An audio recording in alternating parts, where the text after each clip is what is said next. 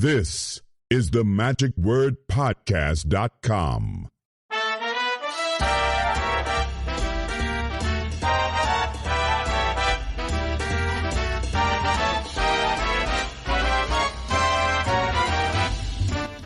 Hello, this is Scott Wells for the magicwordpodcast.com.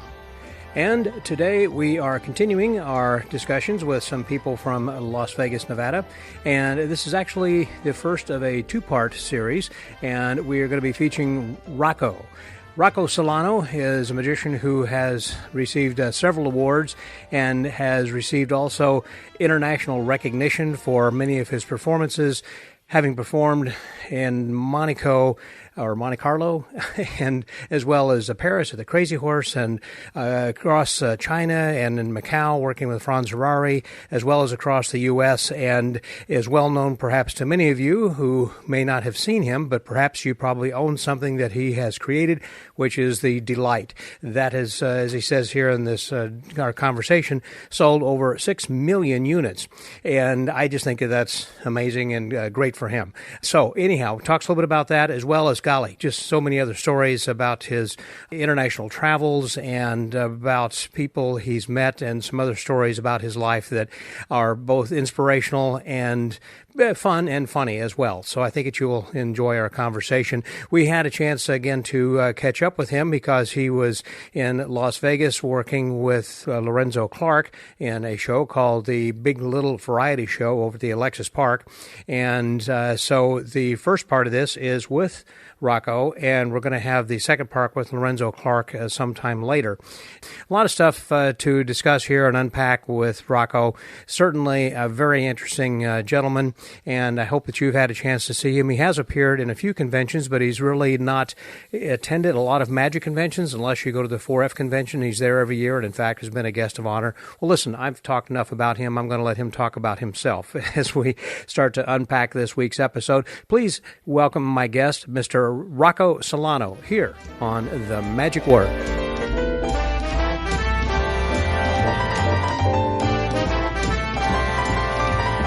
We are in Las Vegas, and we are at the Ahern Hotel, which is just on Sahara near Paradise and just right off the Strip near the convention center.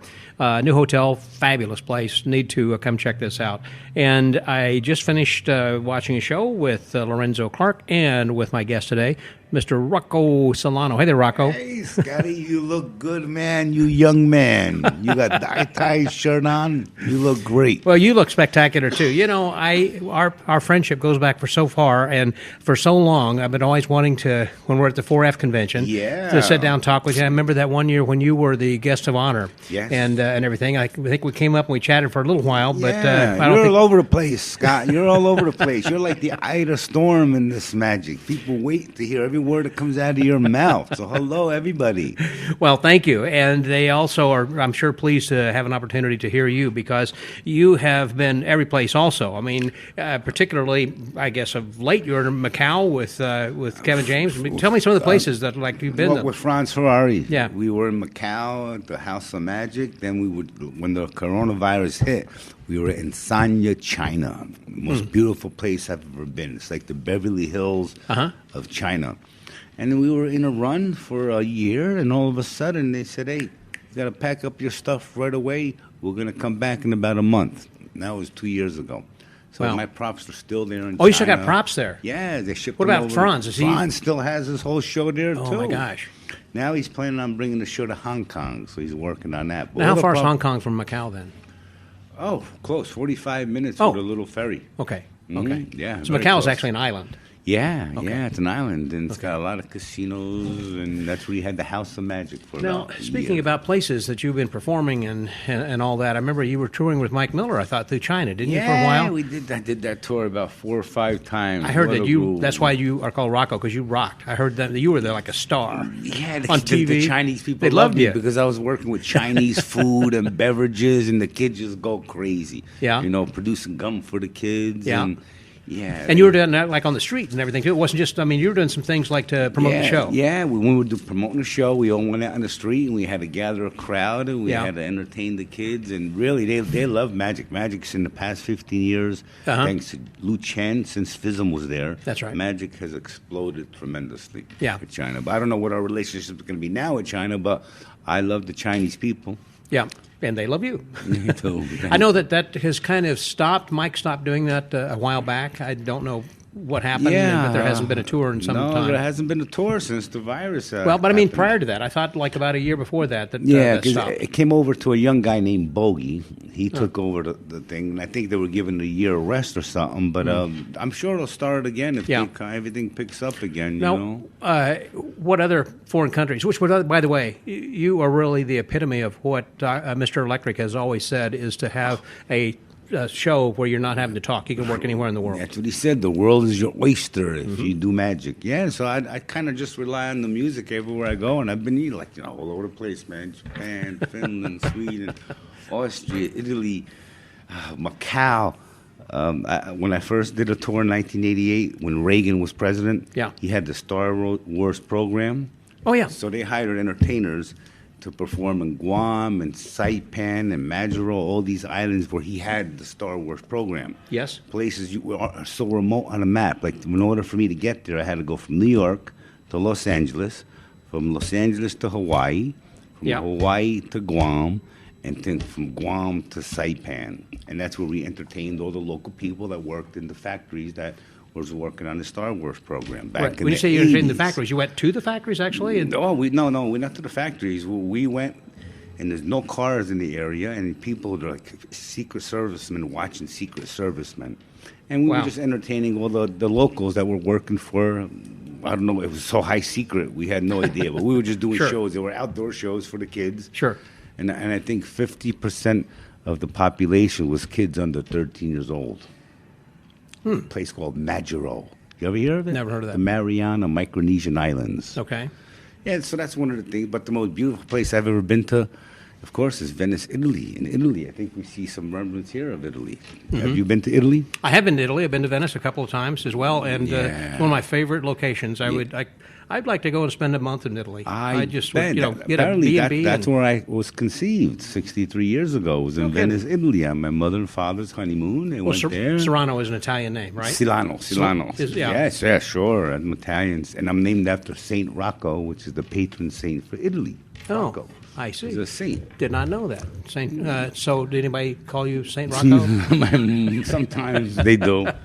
They say, thank you, Rocco. Thank you. You're such a saint. Thank you. They do. Well, I like to pray for people. He's the saint of bachelors and the saint for infirmities and diseases and pestilences. Okay. You call on him to intercede for you. So protect us from diseases. Gotcha. That's what he's a patron saint for. And did you grow up speaking Italian then as well, or? Yeah, pretty much. That was my first language. I mean, you don't have like an accent. I don't, right? You got a New York accent, obviously. Okay. You sound like a New Yorker, Well, yeah, that's New Jersey's actually where I'm from. Okay. But my first language was Italian because my mother barely speaks English. She's 87 years old now. She's still with us. That's man, great. Yeah, that's great. Good for you. So she is. That makes me so happy. Yeah. And I miss her. She's in New Jersey, but we're here. Got to please and entertain the masses. This And is our Las life. Vegas we signed up for it, right? Vegas is the place. I know. Magic is hot here right now. So many great performers. Chris. Shin Lim and Colin Cloud and Matt Franco, of course, Copperfield and Piff, Magic Dragon, and Matt King, and it just goes on and on. It goes on and on and on. This Yeah. is a magical place right now. Yeah. Well, that was all. The ground was broken by Siegfried and Roy. Did you ever get a chance to see their big stage show? Way back? Yeah, sure. 1987, I won the Golden Lions I was about to say Award. there was a Joe Stevens Joe seminar. Stevens Productions, right? That was my first time to Las Vegas. I competed in close-up and stage in 1987. And then Jimmy Grippo was there, and they gave me a special Jimmy Grippo Award. Wow. That was one of the highlights of my life, and that's what got me traveling all over the world. Germany with the Manfred Thum. Manfred Thum, sure do. Yeah, but right away we went into a tour there, then every convention around. I did the circuit for 3 Yeah. years after that one convention. You know, it was like the America's Got Talent of magic back then. Well, your act was and is unique in so many ways. As far as sleeving, I mean, it's a sleeve act, but the things you sleeve are different. In other words, it changes. And so, there's a lot to it. And I've seen your lecture at the Fector's convention from time to time, and the get ready and things that you have that are hot or cold or wet or whatever, and confetti and glitter. Well, I read somewhere that if you know 200 ways to reveal a chosen card, you know 200 card tricks. So with sleeving, if I want to, with different items and props and elements that you use to sleeve, you can create all these different effects. Correct. Like you can turn milk into Ice cream. You could turn peanuts into Snickers. Right. You could turn grape into wine, or you could turn wine into grapes. So it gives you that element of transforming objects. It's not just the first sleeving was used just to produce an object. Yes. I'm using it to vanish one object in one sleeve while producing another object in another sleeve, creating a transformation. Yes. So it's not just production, vanishes, transformations. And once you use that as a choreography, the possibilities are really much endless. Sure. Every day you could come up with a different idea that you can do just with props that are on the table here. You know, and were you the one that came up with that idea as far as the transposition? I mean, again, sleeving's been around since, I guess, street performing. Yeah, right. But what you seem to have taken it to a different. I know nothing. No one else in the world who does an act like yours. I read somewhere in the book that if you do sleeving more than once in your show, you're doomed for disaster. From one of the first books on sleeving.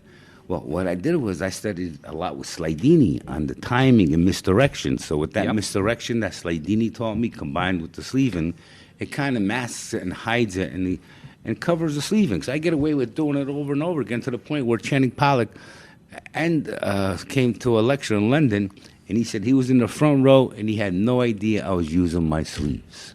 And I kept doing it over and over again. And the same, one other guy said the same thing. What's his name from Utah? He was the guy with the big hands, the illusions. He was at Fector's, the big hands. We got to think of his name from Oregon, House of Chaos. Jerry Andrews. That's right. He said the same thing. Yeah. He's a brilliant mind. Did you ever have a conversation with him? Not for the podcast because he was gone before I started doing this. Well, he was a genius. What a brilliant guy! Brilliant guy, and he always carried tape recorder with him. Did you ever go to his house? No, I didn't. I'd love to, because they called it, what'd you call it? Castle of Chaos. Castle of Chaos, yeah. This is our generation of magic as it's changing. And he said the same thing. He said, I watched your whole show, and I had no idea you were sleeving. I said, well, how did you think it was happening? He just got taken, you know? Well, it's like going back to Channing Pollock. You can only produce doves so many ways from your jacket, and so it's like eventually you think, okay, it must have come from your jacket, and so same thing, eventually it must come to sleeve, but it's so entertaining. It's like, I don't care where it comes from and where it goes. It's like, this is just magical. Well, you know, a couple times I do sleeve an object, right? You know, I got some brief. That's it.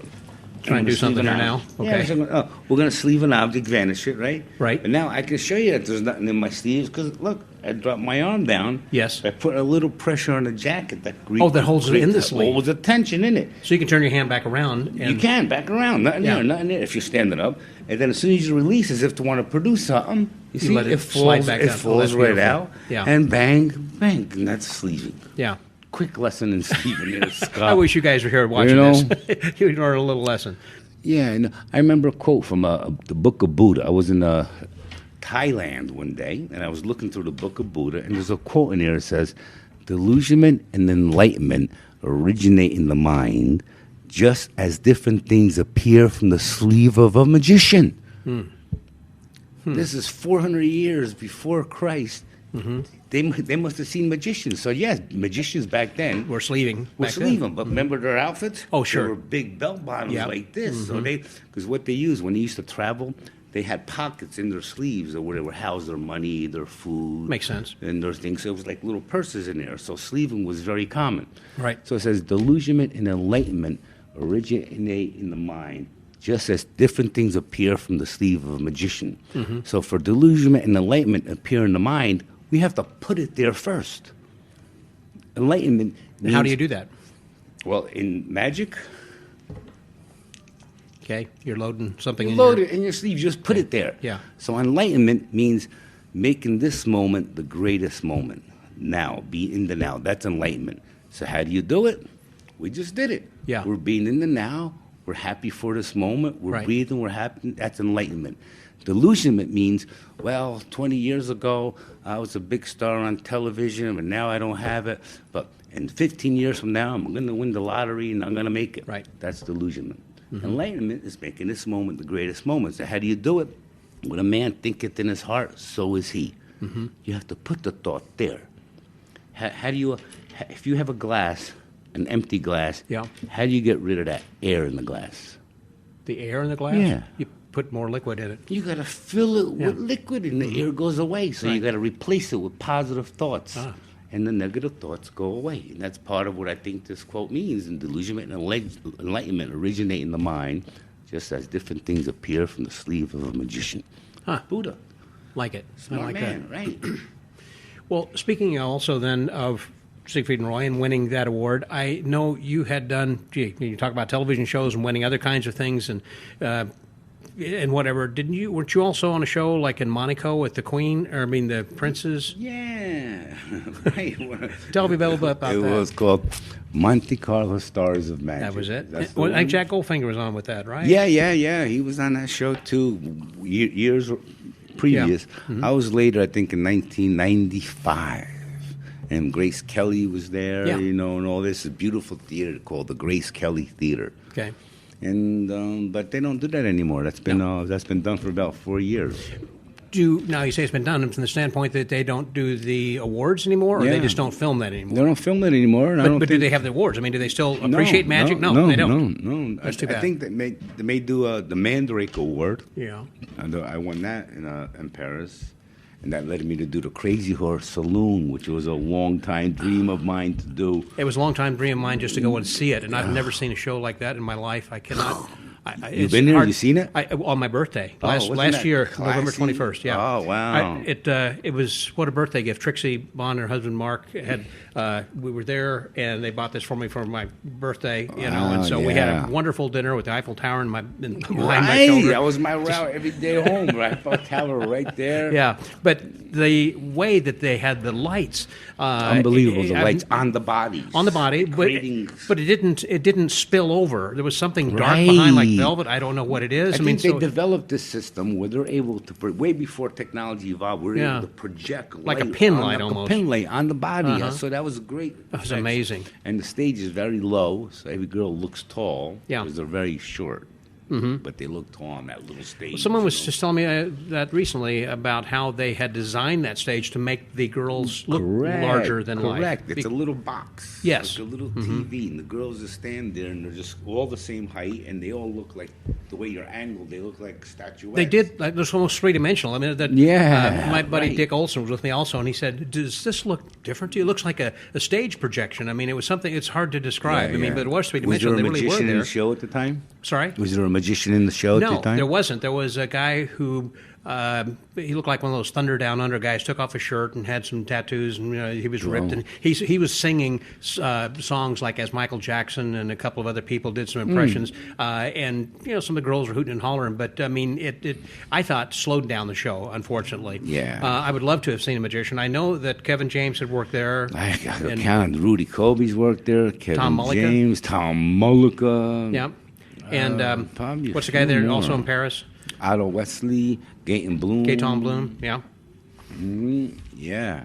So how did you get connected then with that? Did Kevin or someone recommend you, or how did you fall into that? Because I understand when I talked to Gaetan, he lived in Paris and said, I couldn't break into that because I was a local. He said it wasn't until Kevin spoke on my behalf to say, you need to get this guy, and then he did. So what was your path? When I got into magic in 19, one of my dreams was to work the Crazy Horse Saloon. Yep. So I sent them a VHS tape with a 1 year of experience. Got a letter back. Sorry, no, not interested. Thank you, but boom. I did this about 12 times. Sent them cassette tapes. But you did get a response at least. Yeah, always a letter saying nice. we're not interested, not interested. Then Elaine Bernardin, the owner, saw me in Bregenz, Austria, do a convention, and he says, I'd like to see you come and perform your show on my stage when you're in Paris. I said, great. Okay, I go back home now. I'm going to work on my show. Next thing you know, Get a call. No, he commits suicide. Oh, goodness. Okay. The owner of the Crazy Horse commits suicide in the sing. So now he's forget What's that gonna dream. happen? Yeah. The dream, forget about it. Yeah. Then I got booked. Monique from the Tavel agency in France contacted me to do the show called Le Plus Grand Cabaret du Monde. You familiar with it? Nope. Oh, it's a French television show. It's Oh. twice a year, and they always have magicians. It's called Le Plus Grand Cabaret du Monde, the greatest cabarets of the world. And people from the Crazy Horse saw me there. The next day, they said, come on, and we want to see you perform on the stage. Yeah. So she set up the meeting. I took all my props out, which was a couple pretzels, an egg, some streamers, and I was all ready. And then I did my show, and the lady said, we were pleasantly surprised. We went in the dressing room, and we looked at your magic props. We thought the show was going to be rubbish because we didn't see any magic props or anything. Funny. It was just, and all this stuff was coming out of anywhere. So then they booked me twice. One To come time- back again, you Yeah, mean? first time I did 2 weeks. Then I went home because I had to accumulate all these pretzels and get all the props ready, streamers, because I give away a tie every show. So I knew I had to do 150 shows now. Oh, boy. So I went back and I got ready. And I produced pretzels in my show. You seen Yes, the mess sure. I make. Yeah. And then, I think halfway through the run, they told me, you're going to have to stop doing pretzels because we're attracting mice underneath the stage from the restaurant. Okay. So I had to Yeah. stop doing Yeah. pretzels, and I replaced it with cards for a little while. Yeah. Then I went back to pretzels. But now, I know how messy your show is, and I know Finn John, for an example, worked there, and he just had thread. I mean, his Finn act was John. easy. Just kind of break the thread and walk off, and he's done. But with your stuff, the glitter and whatnot, the girls could trip on or slip on that. So, or water. My first show, they put out a big carpet. Oh, big gotcha. carpet.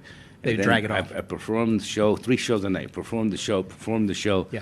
The next day, I come to work. All the confetti and glitter is on the streets in Paris, just shook it right out. in front of the Crazy Horse. They're just shaking it out on the streets. That literally, look at this. This is, Yeah. lipstick. That's where they're just shaking it out. Rocco's been here. But they did something strange because they would put the carpet once if you saw the show, once one of the acts closes, they're not in no immediate rush to get back to the new act. The Yeah. curtain closes, and then you got a little 3-4 minute break in between each act. They don't just like the next one roll them into each other. So they gave them plenty of time to put the carpet down. Then when I was done, they closed the curtain, and they took just sweet time, 3-4 minutes. Well, now, what year was that, approximately? In the 90s, you said? When you were doing that, in the 90s? 10 years ago. Oh, so it was the 2000s. Yes. I say that because I don't recall them taking much of a break between there. I mean, certainly you have to take a breath saying, oh my gosh, what did I just see? And then the next thing is like, oh, that's even better than the last thing I saw. But my point is, I don't recall there being a 2 or 3 minute break while they were getting ready for the next. They did for me. Okay. Because what they did was they had to clean up. Well, I understand So they that. closed the curtain and they put the name Rocco on the screen for 2 minutes. Okay. So when I would come out in the beginning, they thought it was Rocco Siffredi coming out, the porn star. And for many shows, that's what they thought. What's going on? What's going on? Yeah. But it wasn't Rocco the porn star. Now, was your part like halfway in the show, or was it toward the beginning or end, or what? halfway, yeah. I started off doing actually 5 minutes. Then I went up to doing 12 minutes. Mm-hmm. And it was a pain in the neck 'cause you had to get the rights and the music. And, it's Well, I something thought like they that. had all original music. You have to have original music, Yeah. exactly. So the music that I used, I couldn't use. So I had see. to find a musician to draw up some new music Right, for me. And, right. Well, that's, yeah. I think, a problem you would have for television then as well, whenever you're... Yeah, otherwise they just pump in their own music, which is probably horrible. And it doesn't fit at all. Like a couple shows that I've seen, right? It doesn't fit at all. Yeah, I'm sure you're looking at your act and saying, that is not all that great. Right, because of the music, kind of makes the mood and theatrics of the show. Especially if you see, my music is very important, in what I do. You've got to punch it at the right place and everything, and Yeah. I'm sure you take a lot of time to try to find the right music. It comes to you. When it comes to you, you just feel it. It just comes. Now, if anybody wants to see the Crazy Horse act, Murphy's has a DVD out. Oh. Rocco at the Crazy Horse. It's a 2-volume DVD where I perform the act on the Crazy Horse stage. You're not allowed to do that, but my friend Perry snuck in the camera and he filmed it. No one said anything. Yeah. So it's now available at Murphy's, And also explaining the act. Explain every act from beginning so they see all the timing. Then I even do it in the clear plastic jacket. Were you at Fector's when I performed in the clear plastic jacket? I did. That was amazing. Did you see that? You can see that, and it's one of those things that is, it's kind of like when Penn and Teller were doing cups and balls with plastic cups. Yeah, and it wasn't an aluminum balls. It's like- inspiration, but yeah, it's Yeah. very similar. You know what I mean? It's kind of taking a backstage look for it, but I Yes. would only do that for magicians. Right, right. And you had to make that jacket especially for that lecture, yeah, right? a good friend of mine, Damien Hal Myers, a magician living in Florida Good friend now. of mine. Good buddy. Do you know him? Oh, we're very good friends. Yeah, his We wife talk made regularly. Really? Oh, well, I hope he's listening. You know, Because he loved that I said his name. He was the first person to work in North Korea, a magician. Yeah, I know. Exactly. I remember exactly that time. That was amazing at the time, right? Yeah, he's living in Florida now. He plays the banjo. yeah. I want to say hello to my friend Nick Sava because he gets mad every time I don't mention his name because he's the first guy that sold me a thump tip in 1977 at Ken's Magic Shop in Fair Lawn, New Jersey. And he's always saying, you always mention Slydini and this guy and this guy. You never mention my name. I said, well, they don't know you, but guess what? Nick Sava is a magician from Wayne, New Jersey. Hello. Okay, so talking about thumb tests, this is where we have to go eventually, obviously, is I remember that Fechter's whenever that you had first come out with Delight, and the fella who was your partner at the time, and I don't know, he was giving these to everybody saying, come up with some ideas, let us know what you think, and it was brand new when it had first come out. And it goes back again, I was just thinking of what Marvin Roy had said, you can live like a millionaire without being one. And I thought, but Rocco is a millionaire because he's making millions off of these delights. Well, so what was the story? And how'd you come up with the idea? Or who'd you work with? Or what there's got to be a story about all that. There is. And we don't speak no more because he got a little greedy. Too much money coming in. You know what happens when, it's an unjust society. When you put money, the Romans say, is like seaweed. The more you drink, the more you want. But I was given magic lessons to a magician friend of mine. He came in to take 10 lessons from me for $300, and I was teaching him Slydini magic. In the meantime, I was working on an act with lights. I went into special effects and tannins. They were selling these little LED lights with a round battery with Funtac that you would stick on your thumb. Oh. Do you remember seeing that? Yeah. And I bought them. They're called lightning bugs. Okay. And you can make them jump from hand to hand. So I was doing this. I was showing my friend, who wasn't a magician. It's Taoism. He's the uncarved block. Because he wasn't cluttered with all this stuff about magic, what to do, he saw that I had a thumb tip here. He saw that I had this. It was like the peanut butter and chocolate meet together. And he just dropped it in there. Yeah. And he pressed it with this finger. He said, look, does that mean anything? I said, wait a minute. Put my thumb in. Okay, we got to get two of them. So we got two together. Next thing you know, all these moves applied. Right, throwing it on a cigarette, throwing it in the rose, the whole act. We went to FISM to go compete. We wanted to keep it silent, and there was a Juan Mayoral selling the same product. Wow. And which proves Thomas Edison's theory that ideas come from outer space. That's what he says. That two people from different parts of the world happen to come up with the same thing. At the same time. And my friend didn't even say, hey, I'm going to invent something with a light. He just accidentally, not knowing that this thumb tip was used for magic that goes on your thumb. Yeah. Once it's in there, boom. Yeah. And then, we sold over 6 million of them, 6 million. 6 million of them. Michael Jackson called me up on the phone because he bought him at the Hollywood Magic Shop. He wanted to meet me, and I met his kids in New York. I got a picture of President Clinton holding it up, saying when I want to veto a bill now, I don't have to say anything. I just have to press the button. Paul McCartney, he was playing with him on stage, and it just goes on. It was a gift from heaven. Yeah. That's what happened. Now, since the patent expired, there's only a few people that are still honoring and respecting the loyalty that the intellectual property that I invented every move that you did. The Chinese aren't, but someone like, Las Vegas Magic Shop and Murphy's Magic and D. Robbins, they're kind of, respecting the fact that, it was invented by me. Yeah. Every magic move that you see there in collaboration with my friend, because, but we don't speak anymore because he got a little greedy. That's too bad. Yeah. So he's not involved in magic. Wasn't really at the time, and just kind of so you don't see him. Yeah, I want to say I'm a big fan of Bill Wisch. Yeah. Bill Wisch, you know him? Well, I do want to talk about Bill. I was going to circle back because when you mentioned Slydini, I know they tie in together, man. This is my foundation. 19 years old. It all came in together with them. There's a guy. I was working in a department store as a security guard. Watching people steal cassette tapes and then calling the police. That was my job because I was in college studying to be a criminal justice. I wanted to become a police officer, FBI. Okay. The guy I was working with there was a student of Slydini, John Lusage. He's in his book. I says, wow, what is magic? This is all around August 16th when Elvis Presley died in 1977. And he showed me a French drop. He made the coin disappear. Forget the French drop. He made a coin disappear in front of my eyes and pulled it out of my ear. He did it 3-4 times. handed that coin from his hand. I saw it go in his hand. He's opened it up, and I said, and I'm staring all over the place. Next thing you know, he's pulling out of my ear. I said, I got to learn. Yeah. I got to learn this. So he taught me this. Then I started going to lectures, and one of the lectures was Bill Wisch. And I already learned a lot of stuff from Slydini, from this guy, John Louis. I took some lessons. Because Bill had learned a lot from Oh, Slydini. yeah, he's his number one student for sure. So I learned some techniques from Bill Wisch. And then I said, you know what, let me go right to Slydini. Escalated, and then Slydini, we had a liking to each other because we both spoke Italian, Contini Marucci. I took about 15 to 20 lessons with him. They were $30 a piece. Did you do some cooking with him also? I'd heard Bill talk about that in the kitchen. He would make food. He'd always get dressed up, and he always wanted me to come to lessons dressed up in a suit and tie with a jacket. Okay. He didn't want you walking in like you're dressed or I'm dressed. He wanted you to look good because he would get dressed. Yeah. And he would sit there when he sit there, and I was nervous in the beginning because this, I had found out it was Di Vernon. You're going to meet Lorenzo later. He's one of the proteges of Di Vernon. Does some of the best moves, Di Vernon. Yeah. And I was in New York, East Coast. That's why we kind of, me and Lorenzo, you saw the show tonight, where we bonded so much because there was the professor and the master.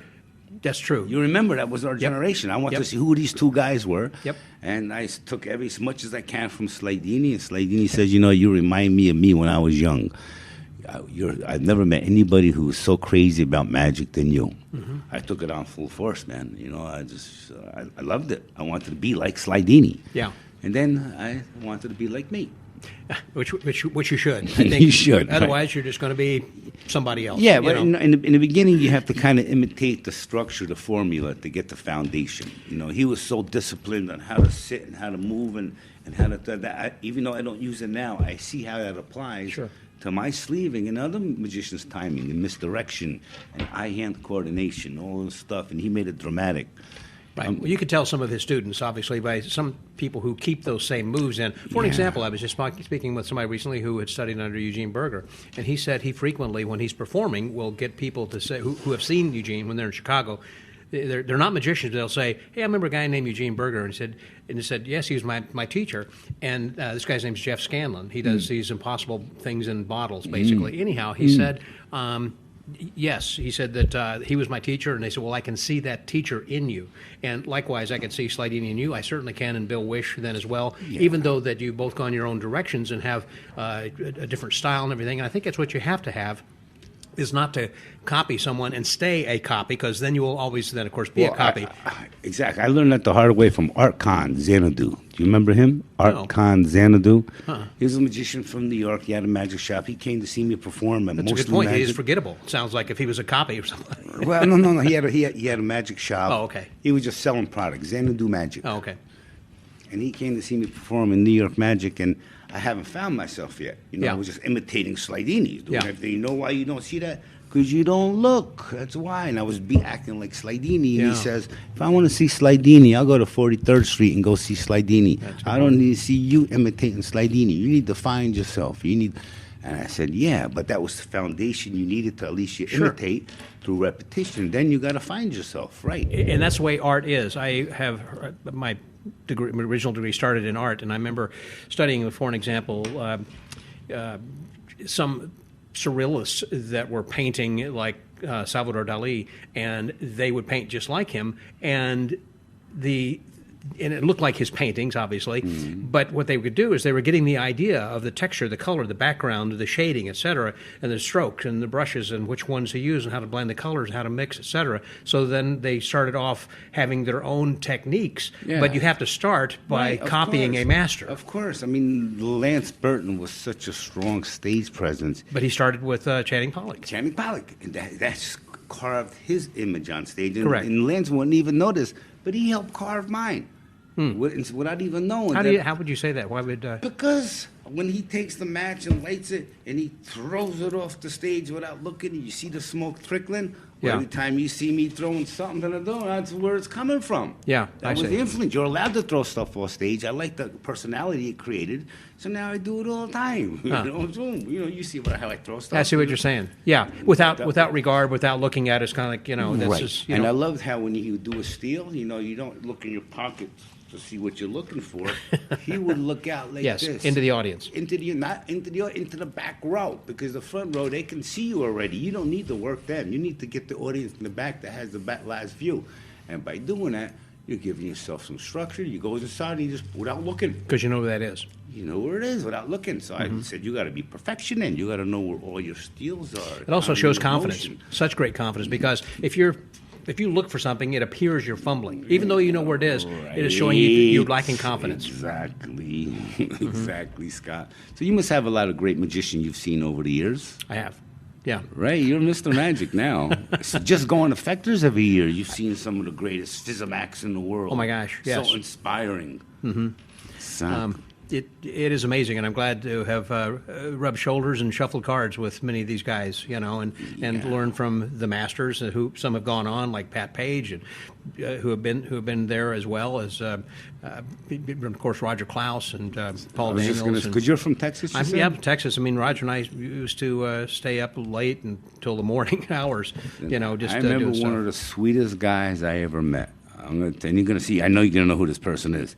In 1982, I went to compete in the Las Vegas Desert Seminar, and I wanted to throw these 4 coins behind my back, catch them. I dropped them all on the ground. I didn't make it into the finals. I was distraught. Yeah. This one guy, I remember, he was a tall man, and I was so depressed, and he put his arms around me, and it reminded me of that Lifesaver commercial where the guy said, "Give you Lifesaver." He says, "Don't give up, kid. You're going to be okay. You're going to just don't give up." It was Roger Crabtree. I remember Roger well. 4 years later, I came back. I won the whole thing, and then he booked me for the TAOM. Roger Crabtree, you remember him? Of course, yeah. He was a gem of a guy. Gem of a guy. He was. Yes, I remember one time talking about Paul Daniels. We were at the 4F convention, and I was doing, how we always do tricks to begin with, and everyone's sitting out there in the front row is quite intimidating. Yeah, I get the front row now, right? I'm in the front row now. And so, you're somebody now. Yeah. It used to be from Herb Zarrow. You've seen them all. Ali Bongo. Howie Schwartzman. Paul Daniels, Howie Schwartzman. Then all of a sudden, Tom Craven. It's just me and Mayor Yedid and Dan Garrett and Gene Anderson. The French guy with the lips. Not Boris Wilde. Yeah, Boris Wilde. Yeah. The other guy from Argentina. Yep. Henry Evans. He's my friend. The other guy from Canada, Sean Farquhar. Yeah. And the other guy from Pittsburgh. Oh, man. Come on, steel balls in the glass. Oh, Paul Gertner. Yes, exactly. All these guys that are in the front row. Yeah, so you're looking at the front row. It's very intimidating. So I was there, and Paul Daniels is sitting. He was the guest of honor that year, and I did a card trick. It doesn't matter what it was, but I had the cards stuck together, and so I had to start over, and I did, and ended up fine, but I had to stop and start. And during his lecture, I remember he was explaining how sometimes things go wrong and you have to just start and go over again. And he looked at me and said, "Don't you, Scott?" I mean, he appreciated it. It's like you don't just stop and say, "Oh, I'm sorry, I blew it." You got to move on. You got to move on. Exactly. That's where you get that experience in the 10,000 hours, That's what they say. That's where you become a master. What was the most important award of all those that you won around the world? I mean, from Siegfried and Roy and Count the Grace of Monte Cristo and Monte Carlo, other places. I mean, what is something that stands out to you as being like, this trophy means, and it could be just a piece of paper, or it could be a memory in which that you didn't even win, but it was an experience that taught you something. I tell you, I have to pick the first one. Of course. I guess the first one's always your best. The first one, I remember, it was the Las Vegas Desert Seminar. They got my name, and they gave me the award, and I got up there, and I saw everybody standing on their feet. Bernie Human, Siegfried and Roy, and there was a famous Donna Summers happens to be in the audience. Wow. And the first words out of my mouth was, "This is better than sex." How would you know? You're a magician. That's the first thing that came to my mind. This is better than sex. And they laughed, but that was the first thing that I thought of. Yeah. And I just want to thank God for that moment, because it was just unbelievable. Slydini came up to me, he says, "You made me cry watching you perform. You reminded me of me when I was young," he said. How nice. That's when he said it. Man, that is a memory. And that's when I thought, okay, I'm there. But what we're just there for the journey of life. Yeah. Ups and downs. Like Einstein says, there's two ways to live your life. One is if miracles don't exist, and the other is as if every day is a miracle. Mm-hmm. And I'm coming up with a book concept now that anybody wants to help me with it.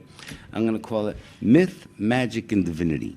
Because every day there's little coincidences in our life that, like, are they miracles or are they coincidences? They're just like, how did this happen? This coincidences. And I have a lot of situations like that happen in my life that is either the mystery and it's magical and it's divinity. Because there's a fine line between magic and from the supernatural almighty God. So I've experienced some miracles that I want to put a book and compilate all. And I'm sure you've had some things in your life that happened. Just say, it had to be angelic, it had to be divine, it had to be supernatural, it had to be magical. Right. So all this magical journey of physical magic is leading me into the investigation of the whole divinity, magic, and the mystery of life. It is like police often will say there are no coincidences. If a couple things happen, they start following that lead to find out actually who did the murder or whatever kind of a thing.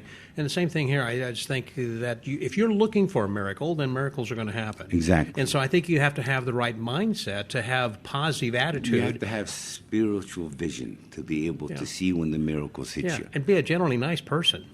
Be a nice person. The law of reflection. What you bring out, you come back, and all of a sudden you see miracle. I'm going to tell you a miracle that happened to me, the most recent one. Okay, I got a whole bunch of them. If anybody has them, send them to me, because a coincidence is a minor miracle where God wants to be anonymous, and He wants you to make the discernment. Was this just a haphazard coincidence, or was this some other supernatural force that we don't know nothing? We live in a little Earth that's 24,000 miles around, where we don't even live in a universe no more. It's a multiverse. It's expanding. Yeah. You know how they know it's expanding? Okay, St. Rocco, lay it on me. Tell me what your miracle happened. I went to, it started off, I go to church every day. We do the rosary in the morning. And the one guy says, you need a cross around your neck. I says, I usually put a rosary bead around my neck. And then we were listening to Mother Angelica. She said, a rosary bead shouldn't be used as jewelry to put around your neck. And then that was dawned upon me. Larry heard this. So the other day, we go, and there's a homeless person sitting on the ground. Okay, first thing I got to do, I go up to him, and I take out my Divine Mercy picture and I say, hey, what's your name? Because nobody talks to the guy. He's on the street. He's homeless. Nobody's ever talks to him. I say, my name's Rocco. What's your name? He told me his name. I said, listen, we're going to pray together right now. Is it all right? He said, yeah, sure. So I said, where two or more are gathered, God is within the midst of us. And where two people agree on something and we give it to God, He will do it for us. Do you believe that? I said, so what do you need in your life right now? Think about it and tell me. He says, I want to see my family again. I said, do you do drugs? I said, he goes, I used to. He goes, you don't do them anymore? I gave him a couple bucks. We prayed in the name of Jesus. We called into that power. And he told me this was one of the best days he's had in his life for over a year. He started crying. I gave him a set of rosary bead. I gave him the picture of Divine Mercy. Next thing you know, I'm getting in the car, and he's running towards the car, towards me. Mm-hmm. And he says, I want to give you something. I want to give you something. He had this in his hand. That cross. He says, I found this, and I was going to pawn it. But when he gave it to me, it wasn't shiny. It was dirty. I didn't know it was real gold. I thought it was just a piece of metal that he was going to give me. It's so sweet. This guy gave him a couple bucks. I said, thank you so much. You run out of your way to want to give me. Next thing you know, I'm driving away. It's 14 karat gold. I don't wear any gold. The only gold I got right now comes from a homeless man. Gives me a piece of gold, which is this cross. That you were wanting. Lorenzo was there. And you were wanting a cross, too. I've been wanting a cross. Lorenzo could tell you. So this is what I'm talking about, how magic and divinity and mystery all melt together. Was this a coincidence? No, I don't think so. Nobody thinks so. They know that this was some supernatural miracle that God wanted to place on me with this homeless. I can't tell you his name, but he's in my mind. I can picture his face. Sure. I hope he gets his family, because I believe in real magic. You know, Mark Twain says the two ways to live your life. No, the two most important days of your life is the day you were born and the day you find out why. And when you find out you want to help other people, treat your brother like you treat yourself, love your neighbor as yourself, that's the 11th commandment. That's the golden rule. So if we can learn that, that's a law of reflection. Like if you look into a pond and you put your hand forward, you see a hand coming back to you. Yeah. If you open up your hands, you see a hand opened up to you. If you smile, you see a smile back. Sure. So it's what we put into the world is what we're going to give back, and it's all about love. All you need is love. That's why Jesus said, "For God so loved the world that He gave His only begotten Son, that whoever believes should not perish but have everlasting life." Right. And that's what we're doing here, bro. This is right. our temporary. We're doing magic. What a great way to go on this earth doing magic, right? That we are. But before we close, one of the things, of course, my podcast is called the Magic Word Podcast. So what is your philosophy of life? And you've kind of summed up some different kinds of things, and there have been different philosophical things you've said and platitudes. But what is most important when you wake up in the morning that gives you... Oh, the first thing I say in the morning, Philippians 4:11. I can do all things through Christ, which strengthens me. That sounds great. That's the first thing I start my morning with. Yeah. Philippians 4:11. We can do all things through Christ, which strengthens us. Mm-hmm. In the magic field, do not follow where the path may lead. Go instead where there is no path and leave a trail. And like it says in the book of Buddha and in the Bible, a successful man falls down 7 times and gets up 8. 8 represents eternity. So when you get down, you don't stay down. You get up. Because we're living for the rest of our life now is in our future. So let's pick up and go conquer the world. And now, speaking of conquering the world, you guys. Speaking of Lorenzo Clark, here he is coming up right now. Hey, man. Oh man! Whoa! Turn that microphone so both of you guys can kind of share this over here. Everybody wants to. I love that conquer cologne, the man. world. That's a really nice. You gotta get me there. Have I been introduced? No, not yet. I was just going to say, and so here he is. This is a guy who's actually working with Rocco then right now over at the Alexis Park. I just saw this afternoon. Lorenzo's show. It's at Lorenzo. Actually, it is a Lorenzo show. However, that it is. You got just you're doing a Miser's Dream as part of this. He's doing 30 minutes, and you're doing 5. Yeah, I'm doing 5. Yeah. Okay. Yeah. Lorenzo, it was really great. I think it was the way you guys are kind of working together. And how long has the show been running at Alexis? Hi, everybody, by the way. Oh, here's Lorenzo Clark. There he is. I'm Lorenzo, and I'm so grateful to be on the podcast and to be working here in Las Vegas. Yeah. Now, we've known each other so many years. Rocco and I go back to the 80s. That's in the last century. Oh, yeah. I remember some of that. Back then in the 80s.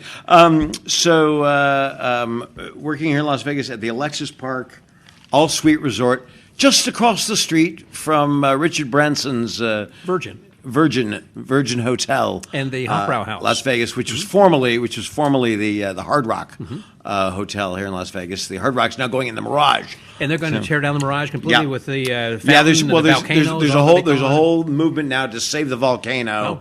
And wouldn't it be cool to have a volcano with a guitar coming out of it? Yeah. But I guess it's easier to rebuild something from scratch. But So when I understand, they're going to build like a huge kind of a guitar, look like a light coming out the top like the Luxor. Right, exactly. So if hey, welcome to Vegas Casino Talk, and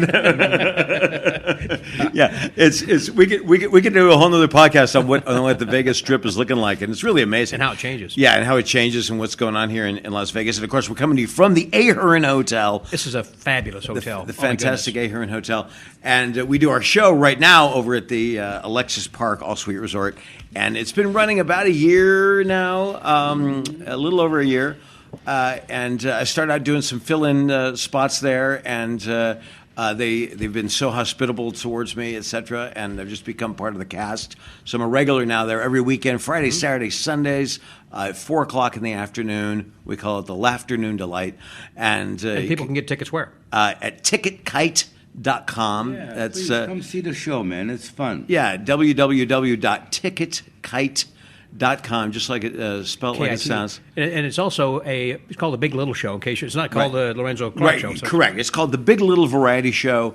The guy who's the star and creator of the show is a guy called Hubert Rossi, who you may have seen on the Late Late Show with James Corden, and he's an acrobatic comedian, physical comic. Yeah, comes a long-time circus family tradition. Didn't you see the show tonight? Great class. Yeah, he did. Yeah. Yeah, we'll talk. We'll talk more about the show, but he asked how long it's been going. So it's been going over a little over a year now, and it's really coming together as a show. And the fact that Rocco actually filled in for me a couple times doing a longer spot, but the fact that I've got this spot and Rocco can come in and do bits in my show gives us a chance to change out material, keep it fresh, and work on a future project. He's so much fun to work with. When I learned to work into Crazy Horse, it was lonely, all by yourself. Yes. All shows, nobody to talk to. I'd rather do a short set and be with this guy is always making me laugh. Yeah, As he's you very can funny. see, yeah, he's very Well, I funny. see you guys on Instagram all the time, where it's, and also Perry Maynard is the other guy. Seems like we're enjoying life in a magical way. Maybe later, ask him to do his Di Vernon impression for you. He's gonna kill you. It's so great. we will. Confusion's not magic. It's not magic. Exactly. So I can see why that you would really want to stick with him. Well, talking about the Ahern, where we are then right now, they have done a major hundreds of millions of dollars remodel, and they're soon going to be having a convention center. It's going to be opening across the street over here, and so they're really positioned perfectly where they need to be. And having a new pool, they're going to be starting. I understand it'll look like a Tahitian garden with a waterfall. Looks amazing that they're going to have eventually. Absolutely. But they're going to have a showroom then also. Yes. So yes. maybe fingers crossed. You know the owner. Maybe. Well, we've been talking about doing shows here Talk about coincidences and miracles is what we're talking about. Just keep your eyes on us. I will. Yeah, we're working on some material all the time. Yeah, we're working on all kinds of stuff here, and of course, I'm friends with the Ahern family, and Ryan Ahern and I go back performing on cruise ships for years, and he's an amazingly talented piano artist and entertainer, and Emmy nominated, and you can get his CDs online and stuff. I think you're going to do a podcast with him, maybe the first should do that. non-magician on a magic podcast, because there's really magic in music.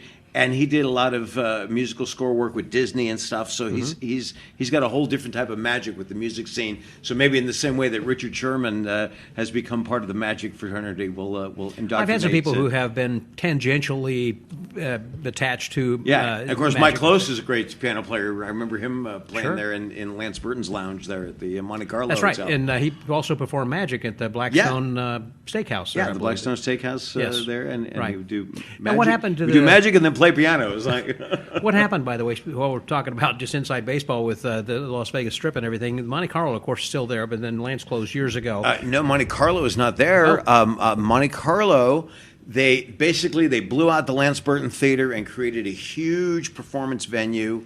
I think it's called the Dolby now, and I'm going to guess 5,000 seats. It might even be larger than that. It might be 10,000 seats. Wow. It's a large venue. I saw Was I saw Cher there, and I saw Lady Gaga there, and both great shows. But that was the old Monte Carlo that's now the Park MGM.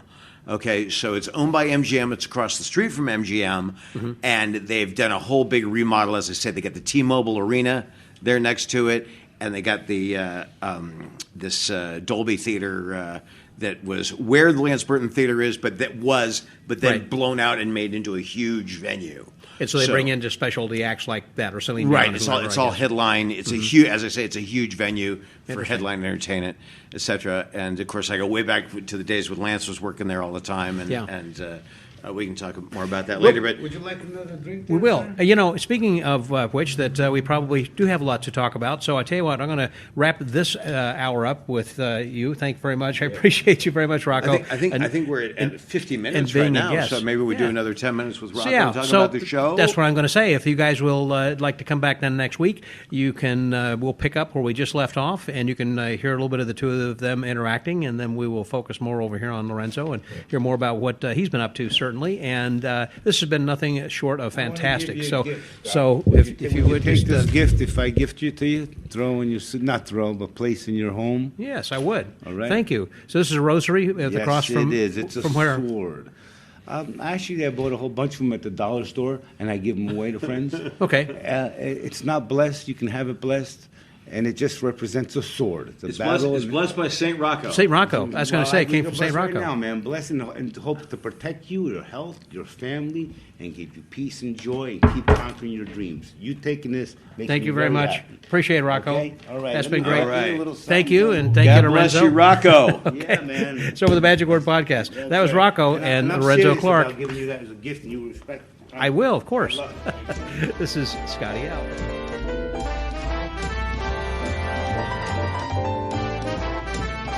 Thank you, Rocco, for sharing your words of advice and your life and some of these stories that are quite personal to you, and also your faith and your beliefs. And it's been great catching up, and always like having a chance to sit down with you, because you always have a positive outlook on everything whenever we talk about magic and life and just things in general. Just I really enjoy getting a chance to chat with you. So thank you very much, and it was a lot of fun.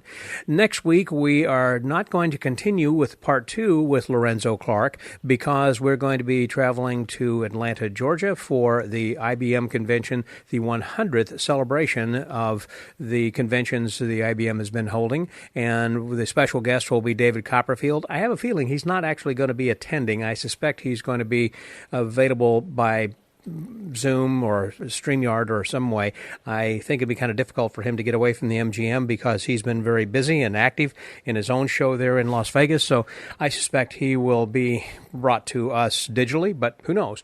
And if I get a chance, might even get an opportunity to get him at the microphone if he is walking around and saying hello to people. Maybe I can get a chance to say hello, along with several other people. As you know, who follow the Magic Word podcast, we do feature daily reports from conventions, and I have a lot of conventions I plan to attend over the next month or two, which will begin with this IBM convention, and then after that I will be traveling then to Quebec for FISM. Following that will be the Abbott's Get Together, and then going to Poe's Magic Conference up in Baltimore, and then the TAOM.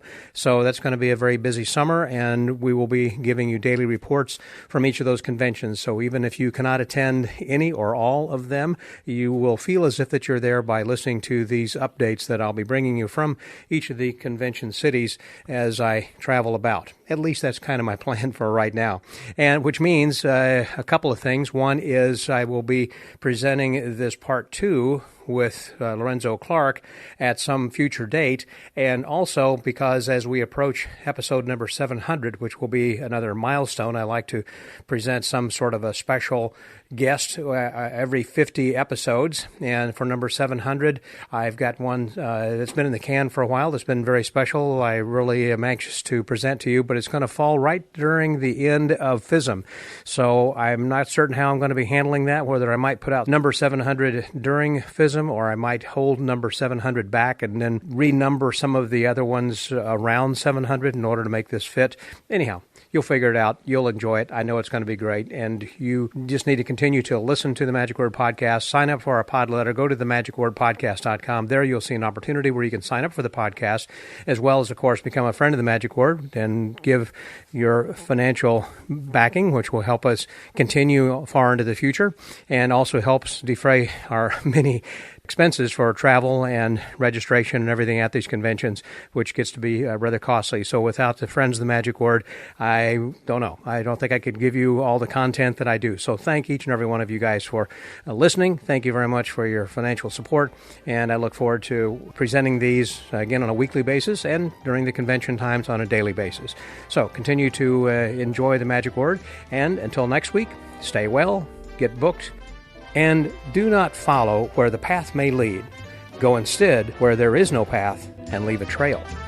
This is Scotty out.